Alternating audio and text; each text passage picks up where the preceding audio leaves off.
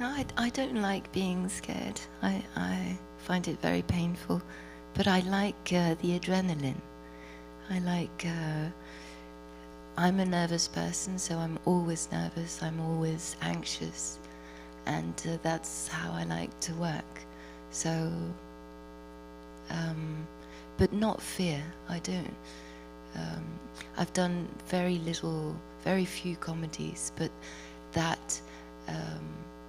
It was such a relief to be able to be, comment on dit décontracté, to be relaxed. The next film that we're going to see, which is Antichrist, and this of course was marked the start of your relationship with Lars, which has continued through 2 more films. Can you talk a little bit about your working relationship with Lars? It was very. It happened like an accident because I wasn't supposed to do the film.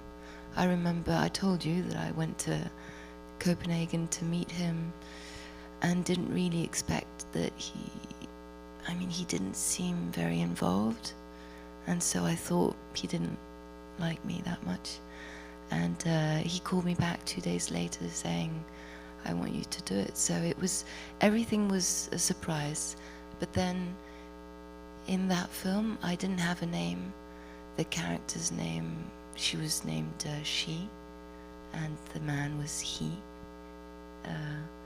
And everything was anonymous. I didn't know if he knew anything about me, if he knew who my parents were, if he knew films I had done. I was taken as I was, picked up, put in Germany in that horrible hotel where but it was I loved shooting that film. It was so extreme, everything was, but I was completely isolated and not, with no background, no history, which was very interesting. Jane, what was your reaction to the film Antichrist? Oh, I wasn't surprised.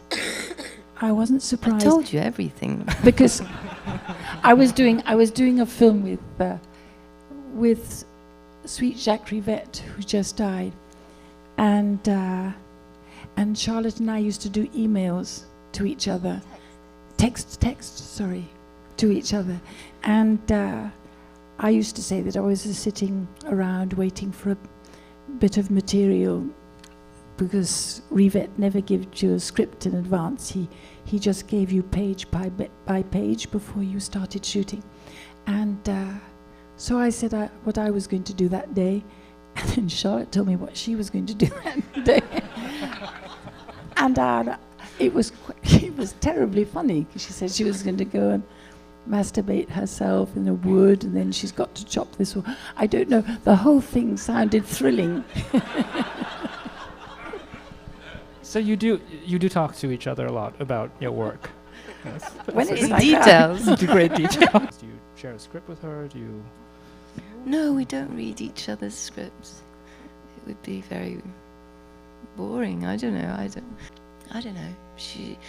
You were excited about me meeting Lars, and I thought that perhaps it would be wonderful if she was with a director with whom she could just scream, that Charlotte might want to scream, and to have the opportunity to do it with somebody in whom she had great trusts, sort of a bit peppery, which is nice. She's like her father. I'm not sure that she cares that much what other people think, and that's something I admire greatly. Is that true? Not pandering to people. no, I do care, but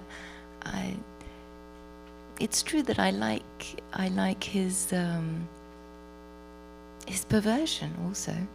I like the fact that he's using us, that he twists us. I like to be an object. There you go. Well, Lars is often, described as a a provocateur, and I think the idea of provocation comes up a lot. I think in the choices that you've made in some of the roles, the risks that you've taken, and I'm wondering if you think much about, just a provocation as something that can actually be interesting and useful, and not just something that is simply for shock value, but that can actually be something else. I don't think it's very interesting. I think it's the sincerity underneath that's interesting and real. I think he's very honest with his work. Then the whole provocation is just a farce, and but that's who he is also. But it's not something that I take very seriously, and I don't think you're supposed to take it seriously. It's true that for me there is a link between my father, because he was a provocateur also, and Lars, and not in the way he provokes, because it's very different, but Yes. but there is a link that I find very charming, because it reminds me of my father. Mm-hmm. Jane? Do you Well, that's what I thought. Yeah. Okay. All right.